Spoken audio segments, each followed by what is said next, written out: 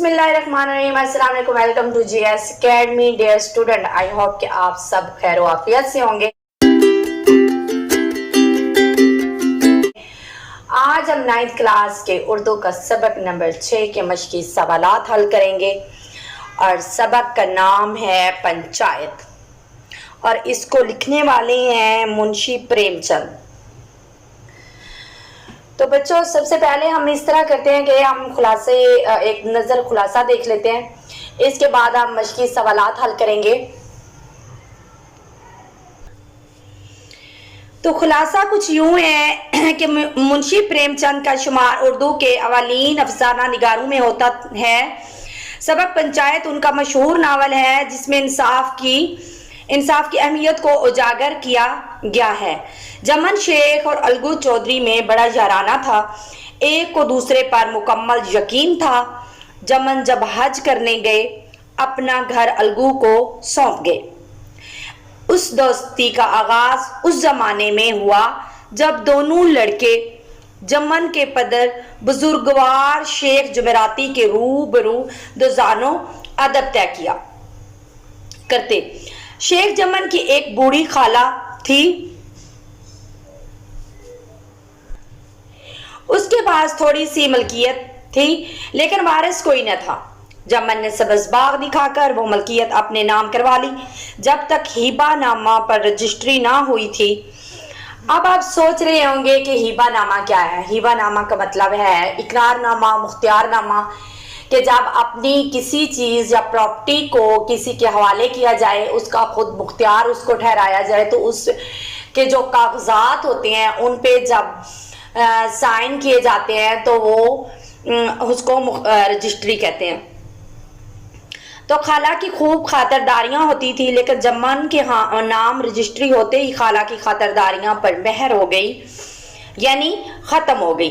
कुछ दिन तक खाला ने देखा, मगर जब बर्दाश्त ना हुआ तो जमन से शिकायत की, मेरा तुम्हारे साथ निभाह ना होगा, मुझे तुम रुपया दे दिया करो, मैं अपना अलग पका लूंगी। जमन ने बेइतनाई से जवाब दिया। बेइतनाई का मतलब होता है कि किसी के बात को तवज्जो ना देना या तवज्जो से ना सुनना, उसे इग्नोर कर देना। रुपया यहाँ क्या फैलता है, मेरा खून चूस लो। मैं कोई ये थोड़े समझता था कि तुम ख्वाजा खिजर की हयात ले आई हो। ख्वाजा खिजर की हयात ले आने से मुराद है कि लंबी उम्र लेके आना। खाला जान अपने मरने की बात नहीं सुन सकती थी। जामे से बाहर होकर पंचायत की धमकी दे दी। अब जामे का मतलब क्या होता है कि अपने आपे से बाहर होना, खुद पे काबू ना रखना। जमन हंसे, जरूर पंचायत करो, मुझे भी दिन रात का वबाल पसंद नहीं। इसके बाद कई दिन तक बूढ़ी खाला लकड़ी लिए आसपास के गांवों के चक्कर लगाती रही। घूम घूम कर बुढ़िया अलगू चौधरी के पास आई और कहा, बेटा तुम भी घड़ी भर मेरी पंचायत में चले आना। अलगू ने बेरुखी से कहा, मुझे बुलाकर क्या करोगी? जमन मेरे पुराने दोस्त हैं, उससे बिगाड़ नहीं सकता। खाला ने ताक का निशाना मारा, कहा, बिगाड़ के डर से ईमान की बात भी ना कहोगे। शाम को एक पेड़ के नीचे पंचायत बैठी। बुढ़िया ने अपना दुख सुनाया। रामधन मिस्र बोले, जमन मियाँ पंच किसे बनाते हो? अब पंच का मतलब होता है कि जो खुदा की तरफ से जिस फैसले का हुक्म होता है, वो जो फैसला करता है पंच, उसे पंच कहते हैं। यानी एक मोतबर आदमी जिस पे एतबार किया जाए कि वो इंसाफ के असूलों को मद्देनजर रख के फैसला करेगा, तो उसे पंच कहते हैं। और पंच का फैसला वही होता है जो खुदा का फैसला होता है, जो खुदा की तरफ से फैसला होता है।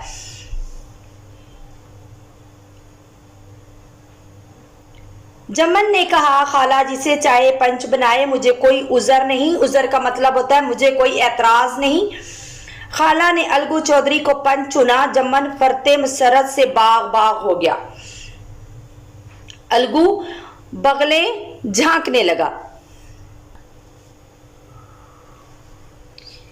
लेकिन खाला ने कहा, बेटा कोई दोस्ती के लिए अपना ईमान नहीं बेचता। अलगू चौधरी ने कहा, शेख जम्मन तुम मेरे पुराने दोस्त हो, ये इंसाफ और ईमान का मामला है। खाला ने अपना हाल कह सुनाया। तुम भी जो कहना चाहते हो कह दो। जम्मन ने कहा, मैं खाला को अपनी माँ समझता हूँ। हाँ, औरतों में अनबन रहती है। खेतों की हालत किसी से ढकी छुपी नहीं। आगे पंचों का हुक्म सर आंखों पर। अलगू कानूनी आदमी थे। जरा खत्म होने के बाद फैसला सुनाया, शेख जम्मन तुम्हें चाहिए तुम खाला का माहवार खर्चे का बंदोबस्त करो, वरना हिबानामा मनसूख हो जाएगा। मनसूख का मतलब होता है मुअत्तल हो जाएगा। अगर आप खुलासा लिख रहे होते हैं तो कोई लफ्ज आपको मुश्किल लग रहा होता है तो आप उसका आसान लफ्जों में भी उसे लिख सकते हैं। यानी कि मुअत्तल का मतलब होता है मनसूख का मतलब होता है मुअत्तल हो जाएगा।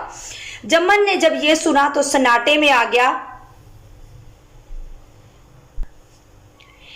इस फैसले ने अलगू और जम्मन की दोस्ती की जड़ें हिला दी। जम्मन को इंतकाम की ख्वाहिश चैन न लेने देती थी। खुशकिस्मती से मौका भी जल्दी मिल गया। अलगू चौधरी पिछले साल मेले से बैलों की अच्छी गवाइयां माल लाए थे। गवाइयां का मतलब होता है जोड़ी, यानी कि दो वो आप बैल लाए थे।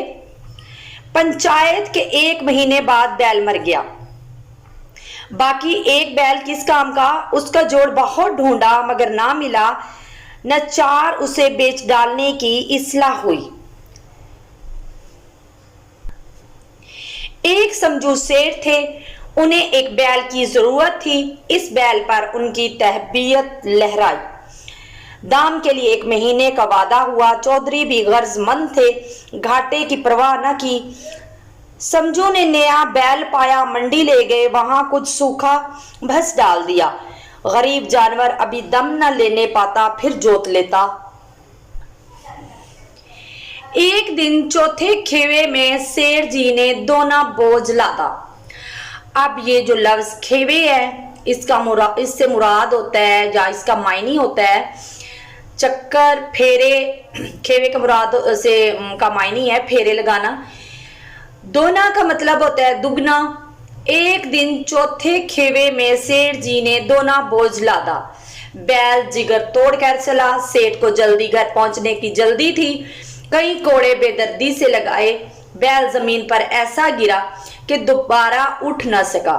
सेठ ने वहीं रात जगा करने की ठान ली, यानी वहीं रात गुजारने की ठान ली। अपनी दानश में वो जागते रहे। जब पो फटी तो देखा न पैसों वाली थैली थी न उसका सामान। सुबह को घर पहुंचा। इस वाकये को कई माह गुजर गए। जब अलगू चौधरी से पैसे मांगने कई माह बाद पहुंचे तो सेठ और सेठानी दोनों झलाए हुए कुत्ते की तरह चढ़ बैठे। वैसे मुबासा होता रहा। मुजादले की नौबत आ पहुंची। मुजादले से मुराद पंचायत की नौबत आ पहुंची।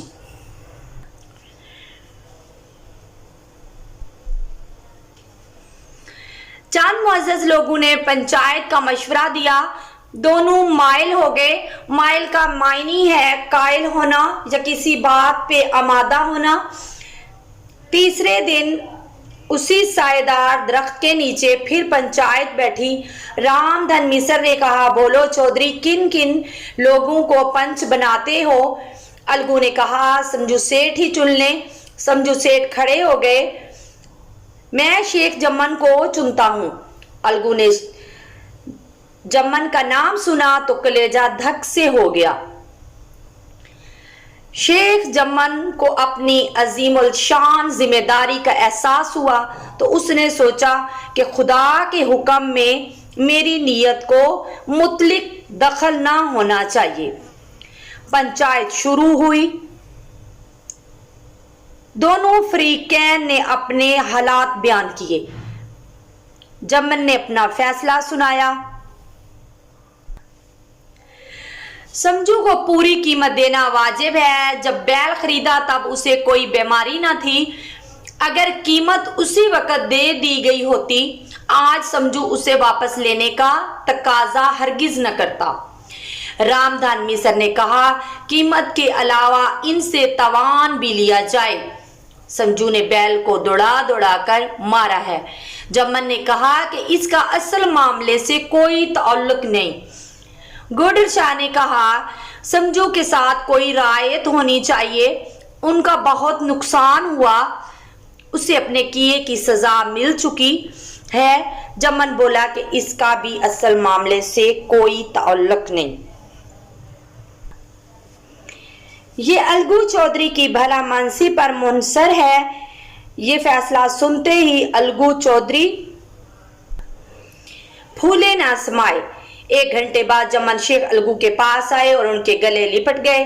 भैया, जब से तुमने मेरी पंचायत की है मैं दिल से तुम्हारा दुश्मन था, मगर आज मुझे मालूम हुआ पंचायत की मस्द यानी कि जो है मसनद है, इसका मतलब होता है गद्दी या उस जगह पे बैठना जहां फैसले करने का अख्तियार दिया गया हो। ना कोई किसी का दोस्त होता है ना दुश्मन, इंसाफ के सिवा कुछ नजर नहीं आता। अलगू रोने लगे, दिल साफ हो गए। दोस्ती का मुरझाया हुआ दरख्त फिर से हरा हो गया। अब वो चालों की जमीन पर नहीं, हक की जमीन पे खड़ा था।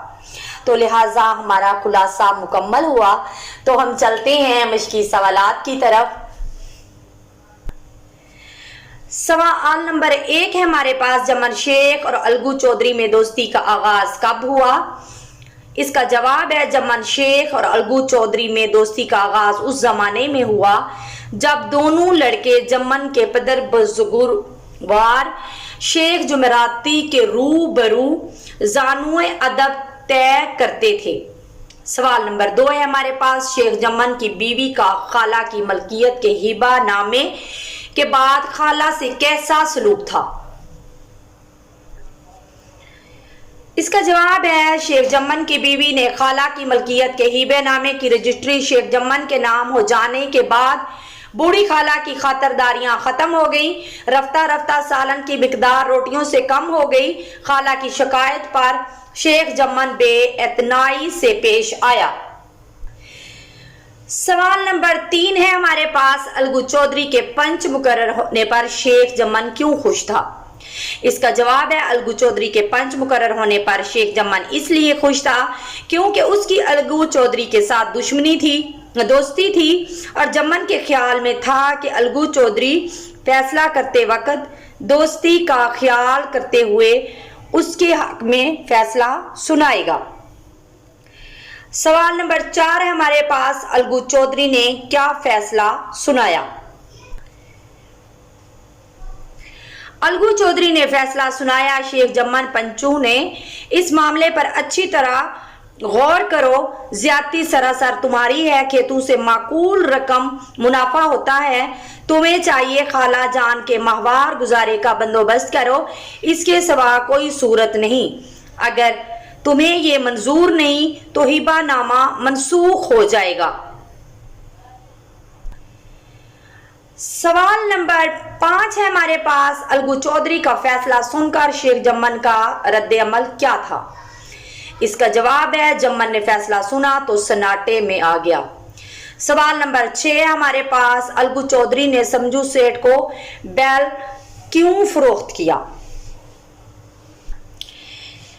अलगू चौधरी ने मेले से 2 बैल खरीदे थे। एक बैल मर गया, दूसरा उसके किसी काम का न था। उसका जोड़ बहुत ढूंढा मगर ना मिला। नचार उसे बेच डालने की इस्लाह हुई। सवाल नंबर 7 है हमारे पास, समझू सेठ ने अलगू चौधरी से खरीदे हुए बैल के साथ कैसा सलूक किया? इसका जवाब है, समझू सेठ ने बैल को दौड़ा दौड़ा कर मार दिया, उसे खाने को कम देता और काम ज्यादा लेता। महीने भर में बेचारे बैल का कचूमर निकल गया। एक उस पर बोझ लाता दिन भर का थका हारा बैल गिर पड़ा और मर गया। सवाल नंबर 8 है हमारे पास, अलगू चौधरी और समझू सेठ ने कौन सा तनाजा पंचायत के सामने पेश किया? इसका जवाब है अलगू चौधरी और समझू सेठ ने बैल का तनाजा पंचायत के सामने पेश किया। सवाल नंबर 9 है हमारे पास, शेख जम्मन ने फैसला सुनाते हुए इंसाफ के असूलों को कहां तक पूरा किया? इसका जवाब है शेख जम्मन को अपनी अजीम अल शान जिम्मेदारी का एहसास था, उसने इंसाफ के तमाम असूलों को पूरा किया। मशकी सवालात हमारे मुकम्मल हो गए। तो अब जो किताब का में खाली जगह है, एमसीक्यूज हैं, तो उनको हल करते हैं। तो आइए चलते हैं खाली जगह की तरफ।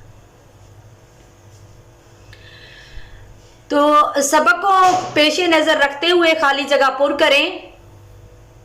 जो हमारे पास पहली खाली जगह है, जम्मन शेख और अलगू चौधरी में बड़ा डैश था, याराना था। इसके बाद हमारे पास है उनके बाप डैश के आदमी। जम्मन जब हज करने गए थे तो डैश अलगू को सौंप गए थे, घर अलगू को सौंप गए थे। इसके बाद नंबर 3 पे हमारे पास है उनके बाप डैश के आदमी थे, उनके बाप पुरानी वजह के आदमी थे। इसके बाद नंबर 4 पे हमारे पास है शेख जुमेराती खुद दुआ और फैज के मुकाबले में डैश के ज्यादा कायल थे, फैज के मुकाबले में ताजियाना के ज्यादा कायल थे। नंबर 5 पे हमारे पास है जम्मन ने वादे वईद के डैश दिखाकर खाला अम्मा से वो मलकियत अपने नाम कराई थी। जम्मन ने वादे वईद के सब्ज बाग दिखाकर खाला अम्मा से वो मलकियत अपने नाम करा ली थी। नंबर 6 पे हमारे पास है खाला जान अपने डैश की बात नहीं सुन सकती थी, खाला जान अपने मरने की बात नहीं सुन सकती थी। इसके बाद हमारे पास है 7 नंबर पर, बूढ़ी खाला ने अपनी दानिश में तो डैश करने की कोई कसर ना उठा रखी। बूढ़ी खाला ने अपनी दानिश में गिरियावजारी करने में कोई कसर ना उठा रखी। इसके बाद हमारे पास है शेख जम्मन को भी अपनी डैश जिम्मेदारी का एहसास हुआ, शेख जम्मन को भी अपनी अजीम उल शान जिम्मेदारी का एहसास हुआ। इसके बाद है दोस्ती का डैश दरख्त फिर से हरा हो गया, दोस्ती का मुरझाया दरख्त फिर से हरा हो गया। इसके बाद हमारे पास है सवाल नंबर 3, सबक को मद्देनजर रखकर दुरुस्त बयान के आगे टिक और गलत बयान के आगे क्रॉस का निशान लगाएं। तो हमारे पास पहला बयान है, अलगू जब भी बाहर जाते तो जम्मन पर अपना घर छोड़ जाते। ये दुरुस्त है, अलगू के बाप नए अंदाज के आदमी थे। ये गलत है, वो पुरानी वजह के आदमी थे। अलगू की एक बूढ़ी बेवा खाला थी, गलत है, जबकि जम्मन की थी। कई दिन तक बूढ़ी खाला लकड़ी लिए आसपास के गांव के चक्कर लगाती रही। ये भी हम सबक में पढ़ चुके हैं, ये भी दुरुस्त है। जम्मन ने बुढ़िया को प्यार भरी नजरों से देखा, गलत है, बेतनाई से देखा। शेख जम्मन अपनी खाला को मां के बराबर समझते थे, क्रॉस, गलत। इसके बाद है अलगू कानूनी आदमी नहीं थे, दुरुस्त है, अलगू कानूनी आदमी थे। एक एक सवाल जम्मन के दिल पर हथौड़े की तरह लगता था, ये भी दुरुस्त है। इसके बाद हमारे पास बयान है, पंचायत के 1 हफ्ते बाद एक बैल मर गया, जबकि 1 महीने बाद मरा था। तो ये भी गलत है, इस पे हम क्रॉस का निशान लगाएंगे। इसके बाद हमारे पास बयान है, समझो सेठ मंडी से तेल नमक लाद कर लाते और गांव में बेचते थे, ये दुरुस्त है। इसके बाद है हमारे पास बयान, रामधन ने पहला नाम जमन का सुना तो कलेजा धक से हो गया, ये गलत है। अलगू ने सुना तो उसका कलेजा जो था वो धक से हो गया। इसके बाद शेख जमन को पंच बनकर अपनी जिम्मेदारी का एहसास ना हुआ, ये क्रॉस गलत है क्योंकि उसे अपनी जिम्मेदारी का एहसास हो गया था। तो लिहाजा आज का सबक हमारा मुकम्मल हुआ। हमारी कोशिश होती है कि हम तमाम बुक वर्क आपके हल करके आप उसकी वीडियो बनाएं ताकि आपके लिए कोई मुश्किल ना हो। तो हमारी वीडियो को लाइक करें, चैनल को सब्सक्राइब करें ताकि तमाम मालूमाती वीडियो आप तक पहुंचती रहें। डिस्क्रिप्शन से नोट्स लाजमी PDF की शक्ल में डाउनलोड कर लें और हम मिलते हैं अगली वीडियो में। तब तक अल्लाह हाफिज, अपना ख्याल रखिएगा।